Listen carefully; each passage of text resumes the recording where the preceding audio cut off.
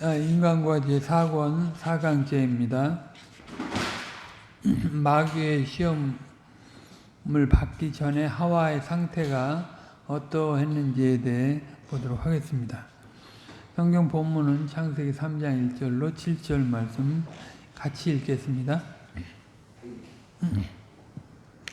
여호와 하나님의 지으신 들짐승 중에 뱀이 가장 간교하더라. 뱀이 여자에게 물어가로되 하나님이 참으로 너희더러 동산 모든 나무의 실과를 먹지 말라 하시더냐. 여자가 뱀에게 말하되 동산 나무의 실과를 우리가 먹을 수 있으나 동산 중앙에 있는 나무의 실과는 하나님의 말씀에 너희는 먹지도 말고 만지지도 말라. 너희가 죽을까 하노라 하셨느니라. 뱀이 여자에게 이르되 너희가 결코 죽지 아니하리라. 너희가 그것을 먹는 날에는 너희 눈이 밝아 하나님과 같이 되어 선악을 알 줄을 하나님이 아심이니라. 여자가 그 나무를 본즉 먹음직도 하고 보암직도 하고 지혜롭게 할 만큼 탐스럽기도 한 나무인지라. 여자가 그 실과를 따먹고 자기와 함께한 남편에게도 주매 그도 먹은지라. 이에 그들의 눈이 밝아 자기들의 몸이 벗은 줄을 알고 무화과 나무 잎을 엮어 치마를 하였더라. 우리는 하와가 마귀에게 시험 받을 때 어떤 마음의 상태에 있었는지, 어떤 영혼의 상태에서 시험을 받은 것인지에 대해서 공부하고 있습니다. 지난 시간에는 그 마귀가 어떤 존재인가라고 하는 것들을 자세히 살펴봤는데요. 마귀는 천상계와 지상계를 넘나드는 그런 영물이다 하는 것 생각했어요. 그리고 사람보다는 굉장히 사람이 제한된 사람보다는 굉장히 광범위하게 활동할 수 있는 그런 위치에 있었고 또 그런 능력도 가졌다. 그런 위치에서 이제 하와를 시험한다 하는 것을 생각을 했습니다. 하와를 시험한다고 할 때도 예수님의 그 시험과 비교해서 생각을 했는데요. 상대를 알고 상대에 맞게 시험을 한다 하는 것을 우리가 생각을 했습니다. 그러니까 마귀가 그런 사람보다 뛰어난 그런 능력 위치에 있고 그런 능력을 가지고 이제 활동을 한다고 해도 마귀도 피조물이고 그가 이제 한계가 있기 때문에 하와의 속을 그렇게 손금 들여다보듯이 볼 수 있는 것은 아니다 하는 것을 생각을 했어요. 그러니까 마귀도 이성을 가진 피조물로 지음받은 존재이니까 저도 이성을 써가지고 하와를 시험한다. 그래서 그 속내를 알아보고 하나님께 이제 악을 행하려고 하는 그런 행보를 하는 것입니다. 마귀가 신인 까닭에 신으로서 이제 지적 작용을 하는데 그런 하와의 그 이성적인 그런 작용을 고려해서 그 시험을 한다 하는 것을 알아야 합니다. 그리고 이제 우리가 잘 알다시피 마귀는 철저히 하나님의 뜻에 대적해서 악한 자로서 행보를 하기 때문에 아주 그릇된 동기와 목적을 가지고 하와를 꿰는다 하는 것을 잊지 말아야 하는 것입니다. 아무튼 그렇게 그런 마귀가 하와를 꿰을 때 하와의 상태가 어떠했는가 하는 것을 우리가 오늘 좀 생각해 보도록 하겠습니다. 그 창세기 2장 21절로 35절 말씀을 먼저 잠깐 읽겠습니다. 여호와 하나님이 아담을 깊이 잠들게 하심에 하시니 잠들매 그가 그 갈빗대 하나를 취하고 살로 대신 채우시고 그 여호와 하나님이 아담에게서 취하신 그 갈빗대로 여자를 만드시고 그를 아담에게로 이끌어 오시니 아담이 가로되 이는 내 뼈 중에 뼈요 살 중에 살이라 이것을 남자에게서 취하였은즉 여자라 칭하리라 하니라. 이러므로 남자가 부모를 떠나 아내와 연합하여 둘이 한 몸을 이룰지로다. 아담과 그 아내 두 사람이 벌거벗었으나 부끄러워 아니하니라. 이렇게 기록되어 있습니다. 이 타락하기 전에 아담에 의해서 아담의 갈빗대를 취해서 이제 하와를 만들었는데 그의 상태가 어떠했는지를 보여주는 기록이 되는 거죠. 아담은 다른 어떤 피조물에게도 줄 수 없는 독특한 감정과 이해를 가지고 가장 극진한 사랑으로 하와를 대했습니다. 내 뼈 중에 뼈요 살 중에 살이다 라고 말할 정도로 아주 가장 아끼고 사랑하는 대상으로 이제 하와를 대한 것입니다. 그리고 둘 다 마음에 죄가 없고 사특한 것이 없었기 때문에 둘이 벌거벗었지만 이제 수치를 느끼지 않았습니다. 자기 수치를 생각할 아무런 흠이 없었던 것입니다. 이렇게 처음에 주님이 사람을 지으셨을 때 보시기 좋았다라고 했잖아요. 심히 좋았다라고 했기 때문에 아직 완성된 상태는 아니지만 그런 죄된 상태는 아니었고 거기서 더 충만한 대로 나가야 될 그런 상태로 지음을 받은 것이죠. 아무튼 이렇게 순결하고 순수하고 극진한 사랑을 서로 주고받을 수 있는 그 관계가 이제 아담과 하와였었다 하는 것입니다. 이렇게 서로 대등한 사랑을 할 수 있는 능력은 가장 이 모든 피조물 중에서 이제 사람이 되는 것입니다. 이성으로 이성을 써서 사랑할 수 있도록 그렇게 주님이 지으셨기 때문에 아주 이제 고귀한 존재가 된 거죠. 그러니까 거기에 비추어서 보면 그런 이성적인 사랑이 없는 감성적인 사랑, 그런 것은 아주 맹목적이 된다 하는 것을 생각할 수 있습니다. 그런 것은 이제 사람으로서 결핍이 되는 거죠. 사람이 정상적으로 활동한다면 정상한 이성을 써서 거기에 의한 그 감정, 신앙 감정, 서로 이제 신뢰하는 감정, 사랑하는 감정이 나와야 되고 그에 따른 이제 그런 의지적인 행동도 나와야 하는 것입니다.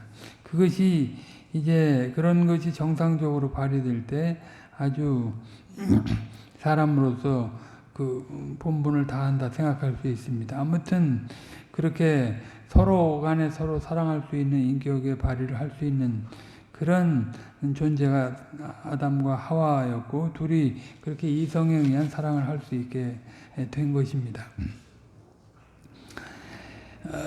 이거 왜 이런 얘기를 하냐면 이제 하와가 이런 상태에서 좀 떨어지는 것이 나타났기 때문에 그래요. 상황 속에서 뱀과의 관계 속에서 물론 뱀이 이제 사단이 뱀에게 들어가서 그런 일을 미혹하게 됐지만 아무튼 하와가 아담과 그렇게 서로 사랑하는 관계에서 직접 계시를 받고 간접 계시를 받는 위치에서 정상하게 하나님 사랑을 나누지 않는 그런 일 때문에 이제 이런 죄가 들어오게 됐다 하는 것을 밝히기 위해서 이런 추정을 하는 것입니다.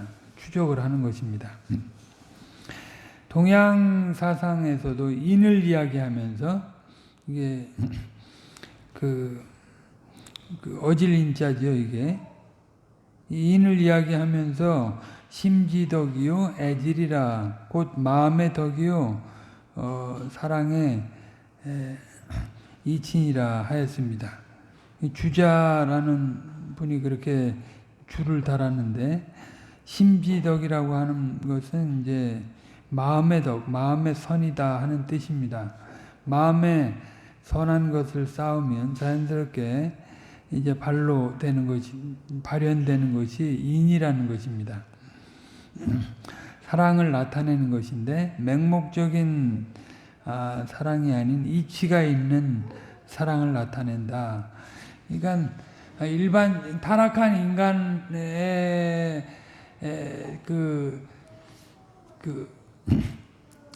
지식에 남아있는 그런 내용을 가지고 정리한 것도 이제 일반적인 사랑의 추적이긴 하지만 이게 하나님이 일반 은총도 하나님이 내신 거 아니에요? 그러니까 일반적으로도 그런 희미한 계시의 빛 아래 타락했지만 그런 희미한 형상을 가진 존재로서 이런 것들을 이렇게 사상적으로 모으게 되는데 타락하기 이전에 당연히 이렇게 해야 했던 거죠. 그러니까 사랑을 나타내는 것은 맹목적인 것이 아니고 이치가 있는 사랑이다. 이성적인 사랑이다 하는 것입니다. 애질이라는 말로 사랑이 인간의 마땅한 인격적인 성격이요 행방이라 했는데 맹자는 국가를 운영하는 원칙으로 인과 의의를 말했습니다. 의의는 당위를 가리키는 것으로서 동서양 혹은 옛날 고대 문화민족에서 아주 중요하게 쓰는 말입니다. 의로운, 의롭다라는 단어가 매우 중요합니다. 이런 상대적인 의의라 할지라도 이것이 없으면 사회가 설 수 없는 거죠. 그래서 이게 굉장히 중요한 것입니다. 성경에서 사람에게 선인이라고 함부로 말하지 않지만 하나님 앞에 충실하고 순종하고 사는 사람을 가리켜서 아주 의로운 사람이라고 하는 것입니다. 아담과 하와는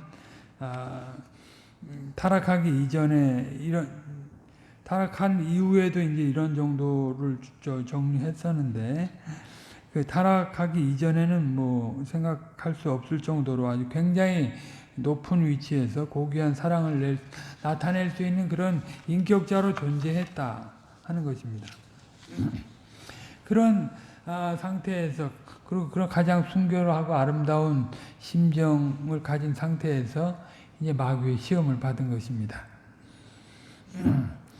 그런데 이제 그가 마귀의 시험을 받는 속에서 이전에 그런 상태 속에서 온당치 못한 부분이 어떤 것인가 하는 것이 드러나게 됐던 거죠. 마귀는 뱀의 형태로 둔갑한 것이 아니라 실제로 뱀 속에 들어가서 사람의 논리적인 사고의 형식을 발휘했습니다. 단순히 소리 부호만을 사용한 게 아닙니다. 과연 하나님이 동산 모든 나무의 실과를 먹지 말라 하시더냐? 이렇게 우회적으로 접근해서 하와의 속을 떠보는 그런 질문을 했습니다. 그러니까 뱀을 통한 이런 마귀의 이런 말은 단순히 앵무새가 소리를 흉내내서 말하는 거하고는 차원이 다르죠. 앵무새들은 훈련하면 한 10마디 정도는 기본적으로 한답니다. 근데 지금 천재 같은 앵무새들은 한 100마디 정도도 한대요. 그리고 그 100마디 정도를 하는데 자기 감정을 약간 섞어서 말하는 것 같은 그런 표현까지도 하긴 한다고 합니다. 아무튼 그런 이성 없는 그 동물이 훈련받아서 소리 내는 거하고는 차원이 다른 그런 말을 한 것이다. 그런데 이제 하와는 사람에게 있는 논식을 가지고 뱀의 말을 그 조사하려고 하지 않았습니다. 사실 뱀이 사람의 말을 한다는 것부터 이상하게 느끼고 이게 뭐 잘못된 게 아닌가 하고 자세히 살펴봤어야 되는데 그렇지 않고 그냥 대화를 했다는 게 희한한 일이잖아요. 그 말의 성격을 또 더더군다나 생각을 해보면 아주 그 하나님의 그 말씀을 하나님의 계시를 이렇게 변질시키는 그런 표현을 했으니까 정확하게 알고 있는 자로서 그걸 반드시 비판을 했어야 되는데 그냥 수용을 했다 이 말. 오히려 호의를 가지고 대했다. 이것은 그냥 당시에 그냥 잠깐 자기가 실수해서 그렇게 말을 받은 것은 아니고 평소에 그의 감정이 어떻게 움직이고 있었는가 하는 것을 추적해 볼 수 있는 것입니다. 그러니까 이전에도 이 뱀하고 말을 주고받고 정답게 지냈다. 그 전에 왜 그 김홍준 목사님이 그 강아지하고 이렇게 대화하는 여자 얘기를 했었죠. 그리고 자기가 그렇게 자기 마음을 실어가지고 강아지가 어떤 표현을 하면 그렇게 말하는 걸로 여기는 일도 있었다고 그렇게 생각하고 대화를 한다고 그런 얘기를 했었어요. 아무튼 개가 하나님의 말씀을 한다고 생각해 보세요. 지금 우리라도 우리가 그걸 그냥 우스운 얘기로 듣지 그거랑 무슨 진지하게 대화를 나눌 대상으로 여겨서 말을 나눌 상황은 아니지 않습니까? 근데 지금 뱀하고 얘기할 때는 전혀 의구심이 없이 대화를 했다. 서로 상호 교통을 했다. 이게 그러니까 얼마나 그 밑에 그 전까지 이 사단이 뱀을 통해서 물밑 작업을 해놨나 알 수 없어요. 그리고 또 하와도 거기에 길을 열어놓고 계속 왔었다 하는 것을 생각할 수 있는 거죠. 혹자는 심심타령으로 했다고 있을지 모르겠는데 오늘날 우리가 할 일이 없어서 무료할 때 누군가 와서 자꾸 붙들고 이야기했다는 정도가 아닙니다. 분명히 하와는 그 흥미를 느끼고 뱀과 자꾸 이야기를 한 것입니다. 사람은 자기의 호기심을 느끼는 방면이 있으면 잘 탐구해서 훌륭한 일을 내놓기도 합니다. 사과나무에서 사과가 떨어지는 것이 보통 사람들이 보기에는 당연한 일이지만 그 과학자 뉴턴의 시각에서는 그렇게 보이지 않았습니다. 그래서 그걸 연구해가지고 만류인력 법칙을 찾아낸 것 아닙니까? 보통 사람은 그 장면을 1000만 번을 볼지라도 그런 호기심이 연결되지 않는데 아무튼 하와도 호기심이 정당하게 유발되어서 간 게 아니라 다른 방향으로 나아간 것입니다. 뱀과 대화하는 것을 즐긴 것입니다. 엄격히 말하면 자신의 쾌락을 거기서 취한 것입니다. 이 쾌락이라고 하는 게 무슨 육체적인 쾌락을 생각하기만 하기 쉬울 텐데 그렇지 않는데 정신적인 그 즐거움을 쫓는 게 쾌락이잖아요. 자기가 좋아하고 쫓아가면 그게 쾌락주의예요. 그것이. 아무튼 정신적이든지 물질적이든지 간에 그것이 정상한 관계가 아니고 그리고 피조물로서 사실 하와나 아담은 하나님과 정상한 소통을 했어야 되고 하나님이 저를 지은 목적과 관련해 가지고 정상한 생각과 행보를 행했어야 됩니다. 근데 그게 아니고 이제 다른 곳으로 뱀하고 관계를 진 거죠. 자기를 자기가 의문점을 혹 조금이라도 갖고 있는 부분에 대해서 그 풀어줄 수 있는 것 같은 그런 기대심을 불러 넣어준 거 아니에요? 그러니까 자꾸 그 뱀하고 무슨 얘기를 하게 된 것입니다. 요컨대 존재의 상태가 그 원인을 밝힐 때 문제는 존재의 목적이 무엇이냐 하느냐. 그러니까 이게 지금 쾌락주의라고 한 말의 이유가 뭐냐? 저 사람 조금 뭐 뱀하고 얘기했다고 쾌락주의자다 그렇게 말할 수 없잖아요. 뭐 분명히 이유가 있으니까 근거가 있으니까 쾌락주의자다 이렇게 얘기한 거죠. 그건 왜냐하면 근데 그 사람의 존재의 이유를 생각해 보면 그가 왜 쾌락주의인가 하는 것이 나타나는 거예요.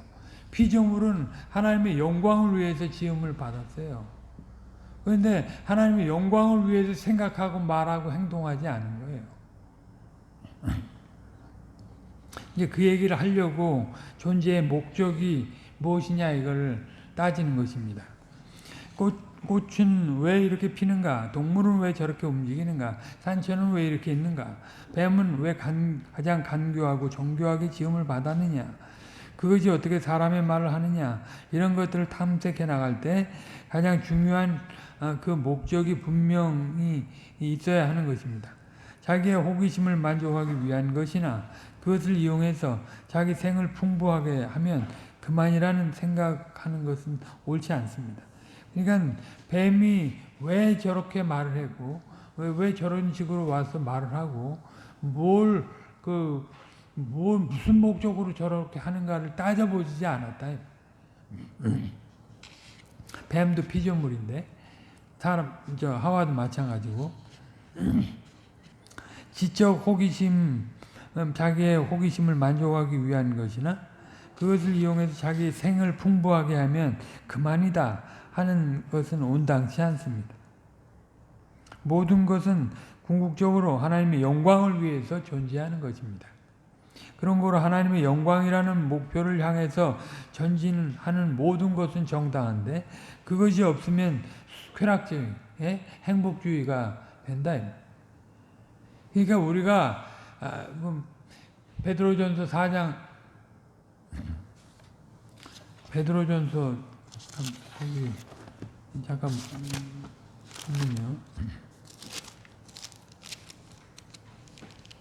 4장 11절 만일 누가 말하려면 하나님의 말씀을 하는 것 같이 하고 누가 봉사하려면 하나님의 공급하시는 힘으로 하는 것 같이 하라. 이는 범사에 예수 그리스도로 말미암아 하나님의 영광을 받으시게 하려 함이니 이게 초창조 때도 마찬가지고 이거 재창조 받은 사람도 마찬가지예요.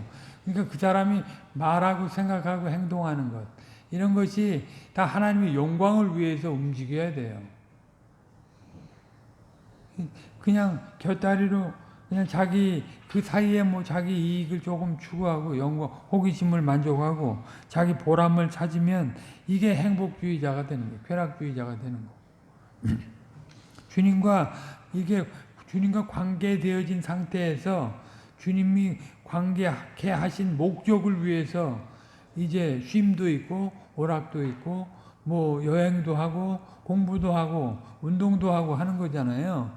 근데 그것이 연결되지 않는 상태에서 자기 보람, 자기 행복, 그거 다 추구하면 그거 다 쾌락주의가 되는. 그게 굉장히 중요해요. 잠깐 뭐 이렇게 하는데 하나님이 눈 감아 주시겠지 그런 게 없어요.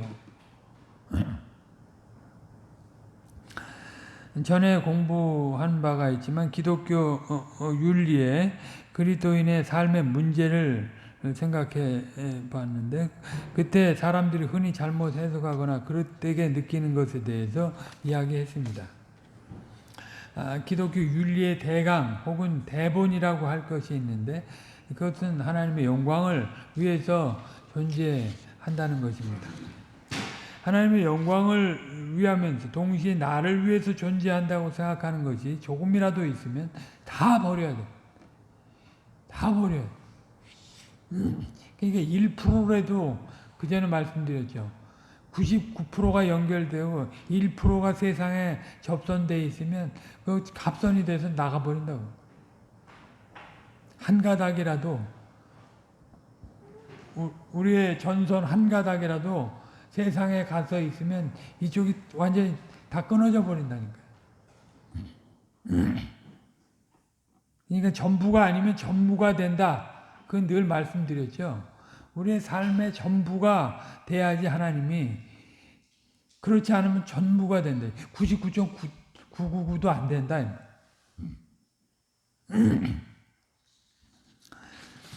가령 지구에 인력이 존재하는 것도 하나님의 영광을 위한 것입니다. 그 인력에 의한 현상, 그 사과나무에서 사과가 떨어지는 현상이 존재하는 목적도 하나님의 영광입니다. 이게 범신론자들이나 자연주의자들은 그냥 자연 법칙이라고 생각을 하겠죠.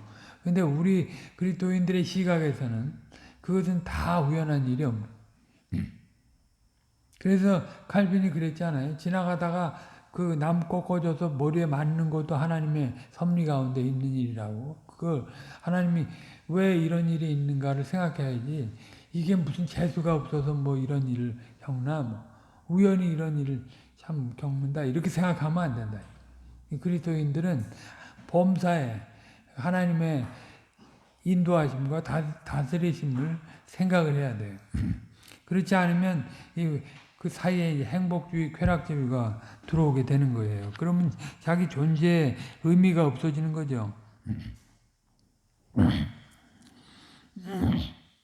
의지와 의식이 있는 개체의 움직임은 동기를 갖는 것이고, 의지나 의식이 없는 개체, 곧 사과와 같은 것이 떨어지는 것은 단순한 현상입니다.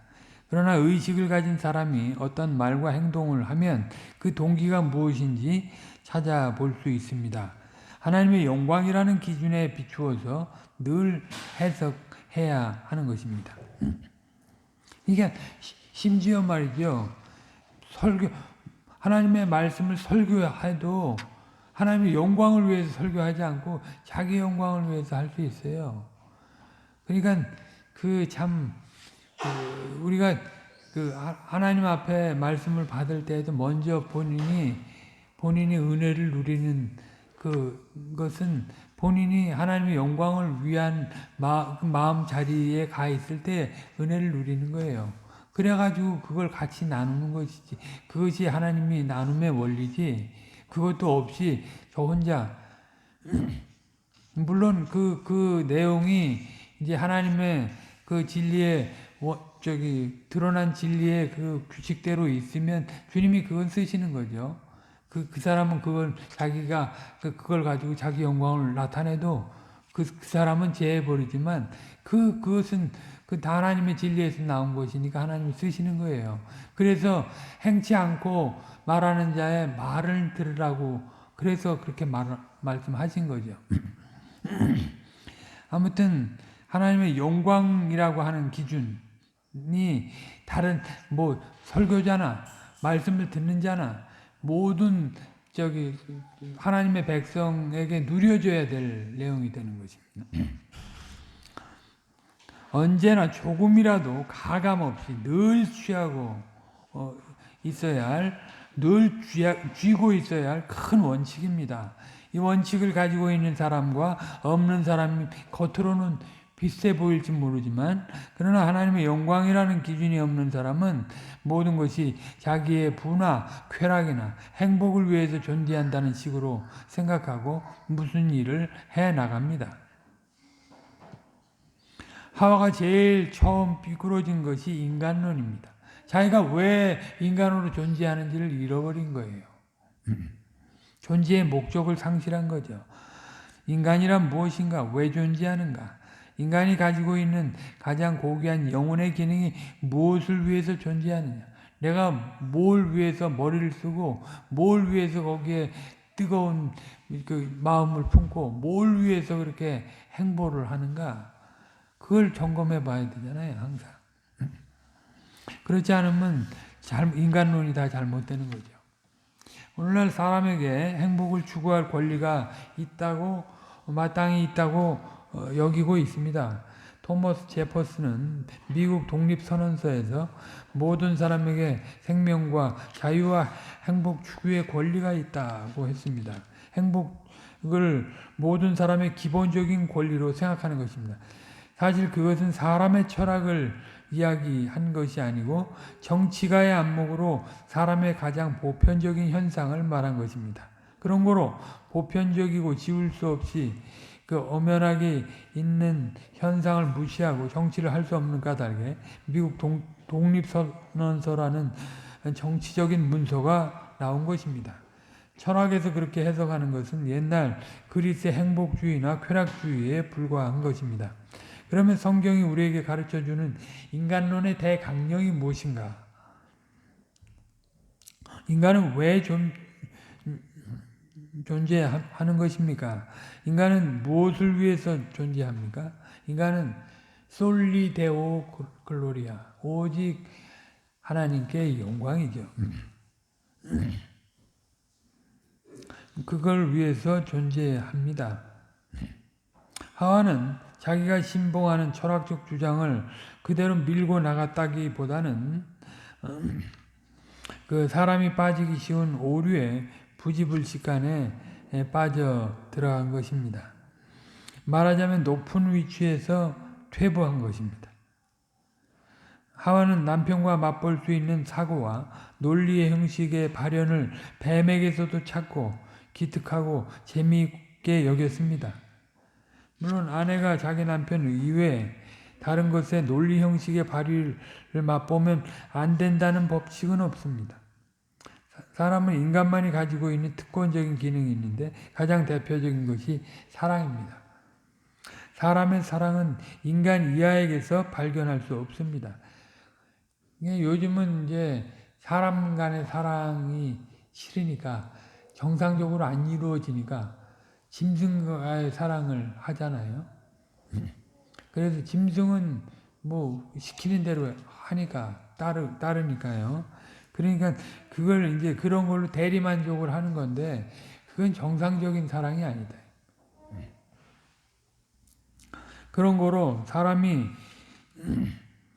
인간 이하의 것을 사람에게 하듯 하는 것은 비정상입니다. 동물에게 자기의 사랑을 만족시키려고 한다든지 즐기려고 한다면 이건 변태적인 거라고 했습니다. 단순히 심리의 변태성만이 아니라 하나님의 대법칙에서 어긋나는 병적인 현상입니다. 원래 변태적이라고 할 때는 정상하지 않은 병적인 것을 말합니다.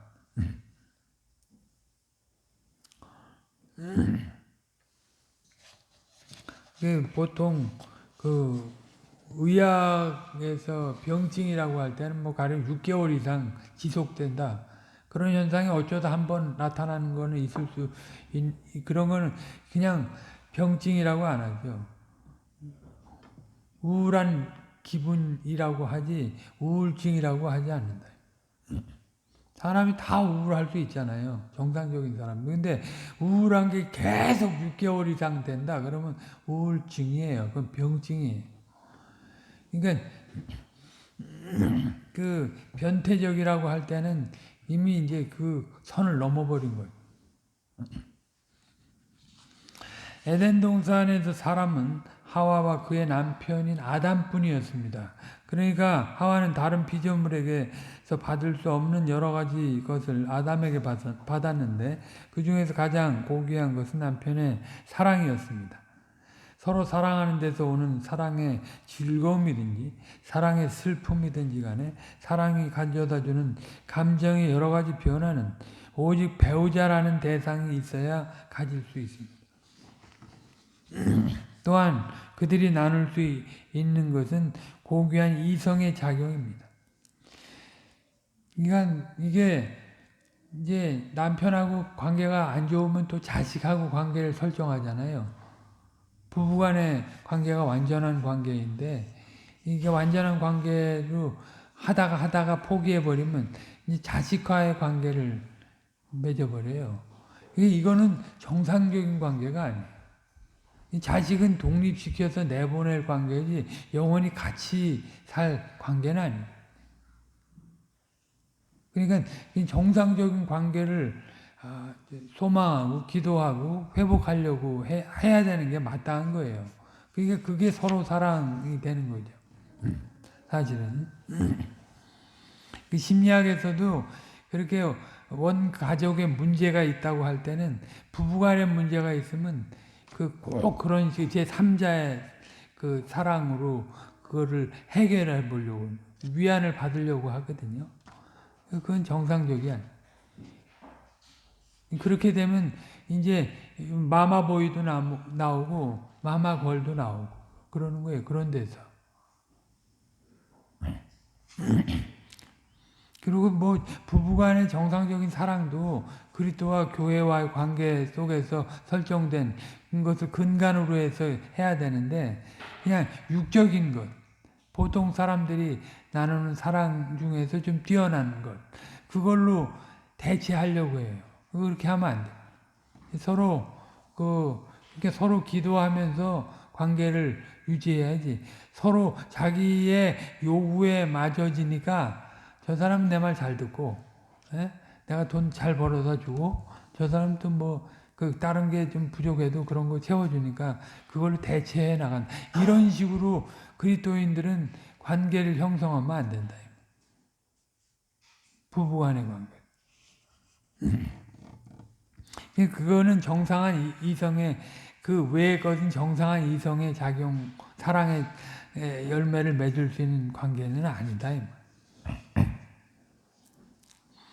사람, 그러니까 그 대상이 같아야 되는 거예요. 사람 이외에 다른 피조물에게서 고귀한 이성의 작용을 발견할 수 없었습니다. 천사가 동물로서 직접 내려와서 이야기해 주니 없습니다. 창조주이신 하나님 이외에 오직 남편과만 이성의 작용을 하면서 살았습니다. 마찬가지로 감정이 고귀하게 작용하는 것도 사람만이 가진 특권입니다. 사람이 하나님의 형상을 나타낼수록 생각이나 논리 형식이 정연할 뿐더러 정서가 아름답고 풍부해집니다.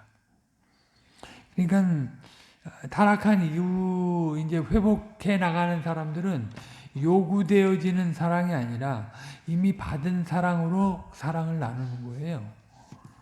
주님께 받은 사랑으로 부부간의 사랑을 나누는 게 정상한 거예요. 그게 재창조된 사람으로서 마땅한 거예요. 그 이외에 다른 육적인 요소가 들어오게 되면 아주 이제 이 장애가 되는 거죠. 엄청 장애가 돼요.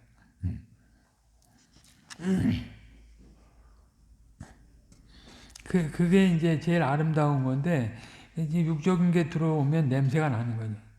아무튼 이런 완전한 하나님의 형상을 나타낼 수 있는 그런 관계에서의 사랑, 이런 것은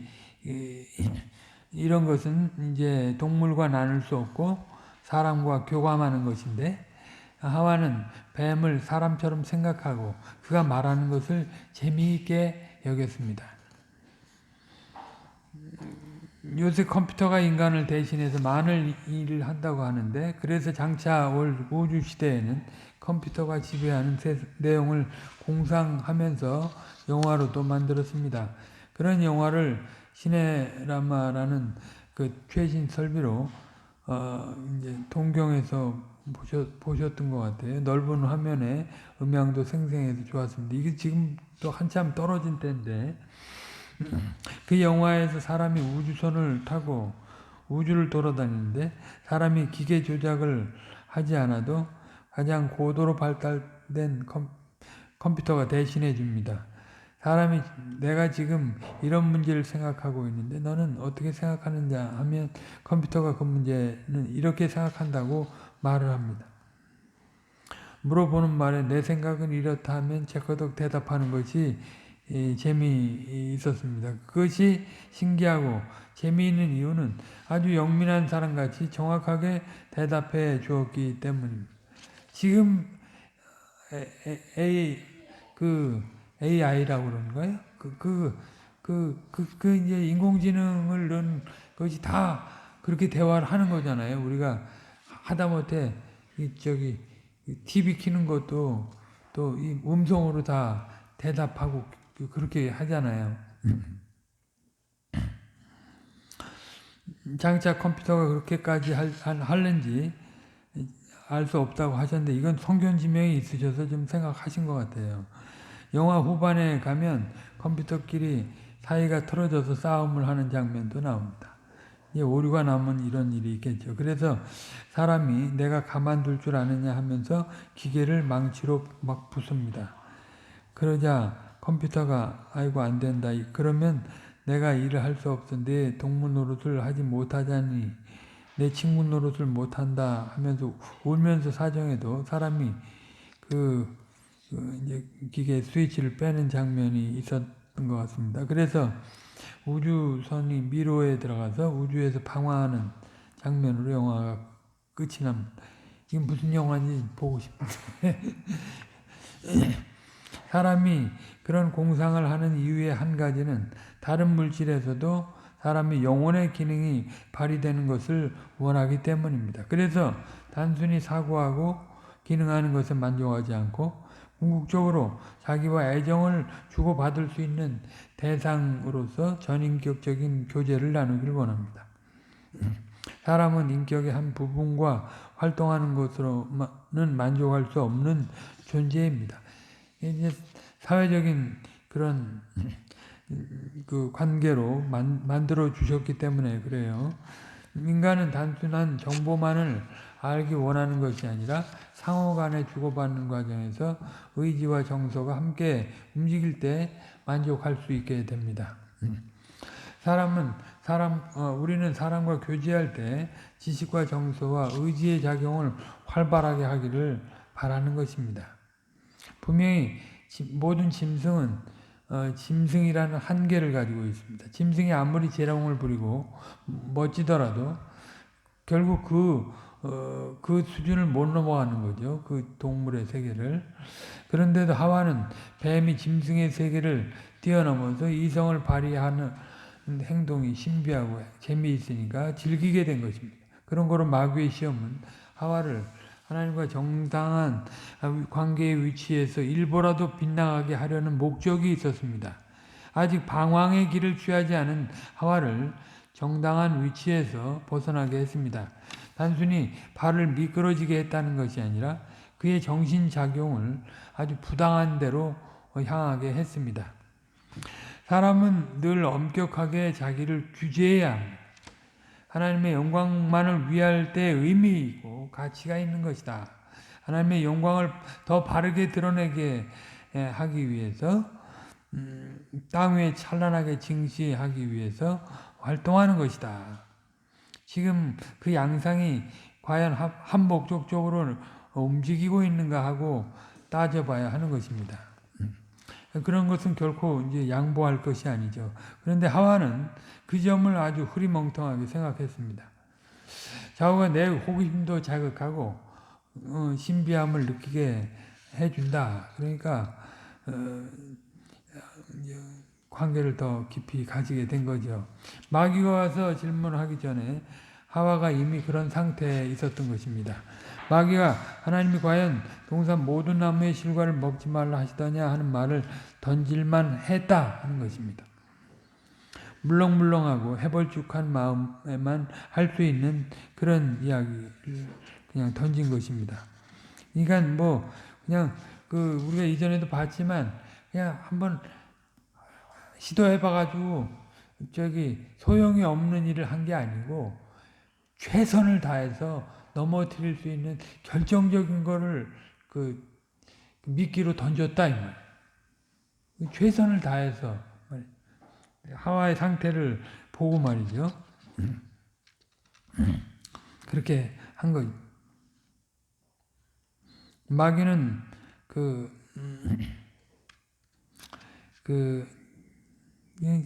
마음이 아주 확고부동한 사람한테는 효과를 못 내는 것인데 마귀는 본격적으로 시험하기에 앞서서 하와의 심리의 움직임을 보고 그가 즐기지 않아야 할 것을 즐긴다 하는 것을 발견했을 것입니다.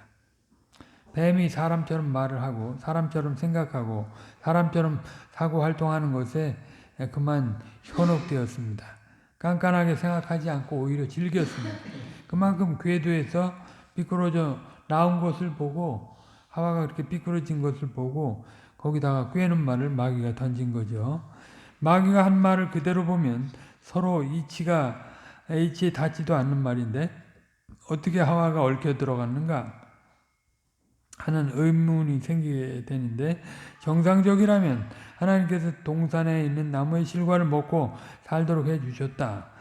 단 선악을 알게 하는 나무의 실과만은 먹지 말라 하셨다. 이 신성한 명령은 하나님과 사람 사이에 있는 사랑의 독특한 특권적인 내용으로서 수준 이하의 것이 거기에 관여해서 내용을 규제할 이유가 전혀 없다. 고귀한 것을 아무에게나 내놓지 않는 것이다.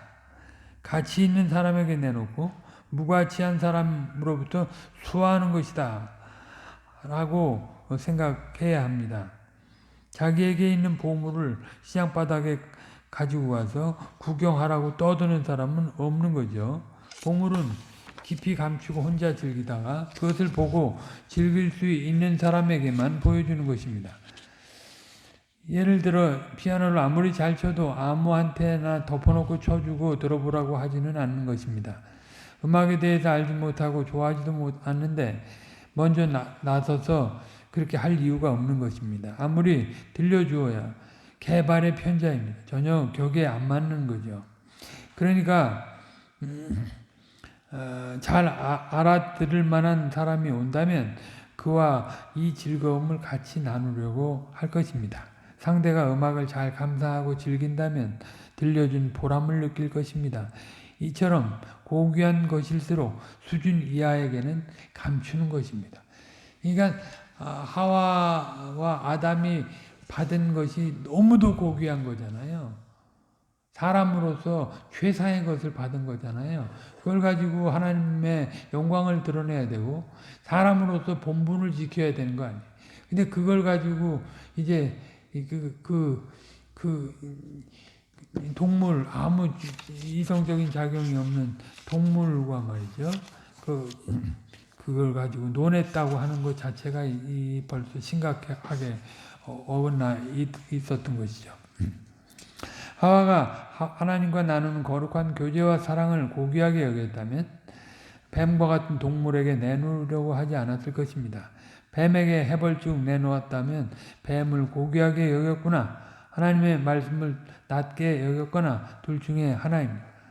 좌우간 뱀에게 고귀한 것을 말할 정도로 금령을 아주 소홀히 생각했습니다.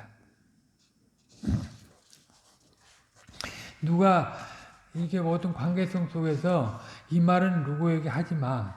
그러면 얼마나 그걸 지켜야 돼요. 그 금령 아니에요. 그러면 서로 신뢰하는 관계라면 그 지켜줘야지. 상대를 존중해 주는 거잖아요. 근데 그거를 깨버리면 상대 무시해버리는 거예요. 근데 그것이 하나님과 관계에서 그걸 했으면 더더군다나 지켰어야 되는데 그걸 그 다른 이성 없는 피조물과 그 노다거렸으니까 이게 보통 일이 아니에요. 아주 소홀한 거죠. 첫사람은 만물의 영장으로서 존재만 하는 것이 아니라 모든 생물을 다스리라는 명령을 받았습니다. 에덴 동산을 다스리는 위대한 기능을 발휘하려면 하나님의 명령에 대해 아주 깊이 숙고했어야 됩니다. 그런데도 하와는 마음이 해프고 눈이 어두워서 고귀한 것을 드러내도 괜찮다 여긴 것입니다. 말하자면 명확하게 가치 판단을 하지 못하고 눈앞에 있는 것에 얼른 넘어졌습니다. 이 히스기야가 말이죠.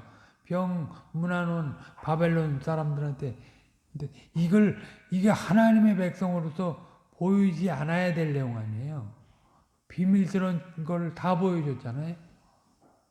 그것 때문에 바벨론 포로가 되는 거 아니에요. 그 히스기야인데 말이죠. 히스기야가 선한 왕으로 하나님은 굉장히 정확해요. 그런 측면에서 보면 사람이 실수하는 것 위해서 당신의 이제 언약을 다 이루어가는 것이지만 그것이 하나님의 백성들에게 얼마나 나쁜 영향을 끼친 것입니까? 선한 왕이었음에도 불구하고. 물론 뭐 이제 망하게 돼 그 바벨론 포로가 될 이유가 다른 요소들도 다 있어요. 여러 가지 있지만 거기에 한 몫을 한 거예요. 히스기야가. 그냥 한 가지 요인으로 그렇게 되지는 않잖아요. 어떤 일이라는 게. 근데 거기에 뭐 곁다리를 껴서 그런 일을 했다 할지라도 끼어서 한 일이에요. 그건 악한 거죠.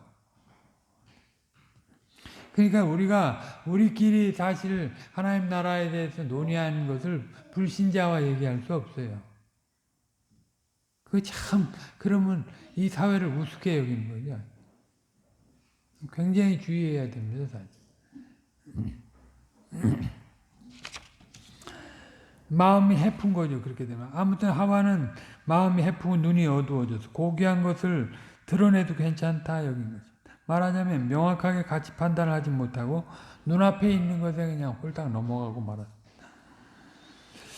요컨대 뱀이 하와를 노렸다는 것은 여인이 발휘하는 영혼의 독특성을 이용하려 한 것입니다. 그 독특성은 장점과 단점을 포함합니다. 여인의 장점은 부드러우며 허물을 잘 감싸주는 것이 있는데 딱딱하고 모나지 않은 반면 해프고 정에 부드러우며 해프고 정에 빠지기 쉽습니다. 또한 어디 한번 빠지면 경중을 잘 못 가리고 맹목 가운데 머물 가능성이 많다는 단점도 있습니다. 통상적으로 그렇다는 거예요. 뭐 여자들 중에서도 여장부 같은 사람이 있잖아요. 대장부 같은 사람이 있어요. 근데 그런 건 특별한 경우를 빼놓고 통상적으로 여자들이 그렇게 섬세하고 부드럽고 남자와 다른 면이 있죠. 그런데 이제 정이 약한 것도 있는데 이게 꼭 타락 이후에만 그게 있는 건 아니고 타락 이전에도 그런 남자가 해야 될 일, 여자가 해야 될 일 그런 거 다 고려해서 지음을 받은 건데 거기에 이제 그 단점을 이제 제대로 방비를 못한 거죠. 거기 또 그 연약한 부분 그게 이제 죄된 건 아닌데 결핍된 부분인데 거기서 더 완전히 나가야 되는데 그렇지 않은 상태에서 더 이제 퇴보하니까 마귀가 그걸 이용한 것입니다. 그러니까 지금 우리가 재창조된 백성들로서 마땅히 올라서야 될 내용들이 있어요. 하나님의 백성으로서. 그리스도의 장성한 분량이 충만한 데까지 올라서는 일에 하나님의 영광을 위해서 모든 노력을 경주해야 될 책임이 생명이 있는 사람한테는 다 있어요. 예수님이 그렇게 하고 죽으셨고 그 생명을 우리에게 주셨잖아요. 그러니까 우리는 그걸 위해서 살아가지 적당히 내 행복주의, 내 쾌락주의에 빠지면 안 되고 그런 걸 가지고 세상 사람들과 노다거리면 안 된다. 세상 사람과 그 교제를 끊으라는 얘기는 아니죠. 세상 사람과 교제를 끊으려면 지구 바깥으로 나가야죠. 그러면 지금 관계를 맺고는 살지만 일반적으로 맺는 것이고 하나님의 이 특별한 사명과 관련해서는 세상 사람과는 할 얘기가 없는 거예요. 빛과 어둠이 섞일 수가 없듯이 하나님과 벨리알이 섞일 수가 없는 거죠. 그러니까 이게 경계가 확실해야 돼. 신자, 하늘에 속한 사람은 하늘에 속한 자로서 지상의 경계에 넘나드는 일을 하지 말아야 돼. 우리는 이제 그냥 신분상에 그냥 변화만 받고 세상 속에서 그냥 우리 힘대로 살아가는 사람이 아니에요. 신분상의 변화도 받고 하늘의 사역에 부름을 받는다. 그것도 개인이 아니라 교회로서 그 완성의 자리로 나가게 하려고 우리를 재창조하신 거예요. 그냥 단순히 구원하는 데 목적이 있는 게 아니에요. 우리 구원해갖고 복 줘서 안식만 누리게 하는 게 아니고 충만한 데까지 자라게 하시는 거예요. 그러니까 그 일에 우리가 모든 마음을 쏟아야지 저 빈틈을 보이면 사단이 와서 그냥 건드린다니까요. 얼마나 더 건드리겠어요, 지금은. 제 때가 얼마 남지 않아서 더 발악을 할 텐데 우리가 그런 것들을 생각을 해야죠. 기도하겠습니다. 거룩하신 아버지 하나님, 오늘 마귀의 시험을 받기 전에 그 하와의 상태가 어떠했는지 하나님의 말씀을 통해서 상고하였사옵나이다. 하와가 정상적인 사랑을 나눌 대상으로 이제 아담과 정상한 교제를 하지 않고 또 하나님과 정상한 교제를 하지 않고 이제 하나님이 지으신 이 피조물들과 사랑을 나눌 수 인격으로서 사랑을 나눌 수 있는 대상이 아닌 존재와 그런 교통을 했사옵나이다. 그것이 이제 어느 때부터 그런 교통 가운데 들어갔나 우리가 다 알 수 없지만 이제 사단이 뱀을 통해서 이제 질문한 내용과 그의 대답을 한 내용을 보면 참으로 거기에 결핍이 많았다 하는 것을 우리가 보게 되옵나이다. 하나님께서 순결하고 순수하게 지으시고 그 완전한 대로 나아갈 수 있게 하셨지만 그 완전한 대로 나아가기 위한 모든 노력을 경지하지 않고 이제 자기의 그 눈에 보이는 일에 마음을 빼앗겨서 그만 뱀을 통해서 유혹하는 사단의 말에 넘어지고 말았사옵나이다. 이런 그 사단의 계획에는 그 옛날 에덴 동산에서만 있었고 끝나는 것이 아니고 지금도 이제 더 극악스럽게 활동한다는 것을 보옵나이다. 인간적으로, 세상적으로 이제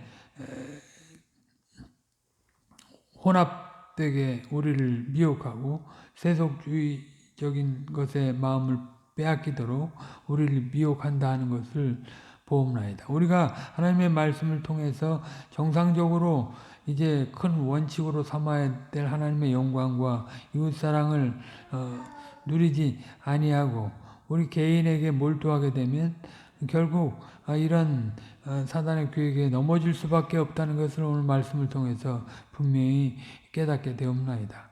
정신을 차리고 주님의 몸인 교회 안으로서 살아가면서 무엇을 위해서 어떤 노력을 경주하고 어디로 향해야 하는가를 잘 기억하고 바르게 행보해 나갈 수 있게 하여 주시옵고 이 일을 위해서 서로 기도하고 독려하는 저희들이 다 될 수 있게 하여 주시옵소서. 주님이 보여주신 사랑으로 서로 사랑을 나누고 모든 관계를 정상한 관계로 누려가면서 그 완전히로 자라가는 저희들이 다 될 수 있게 하여 주시옵소서. 모든 걸 주께 의탁드렸고 감사드리며 우리 구주 예수 그리스도의 이름으로 기도 올리옵나이다.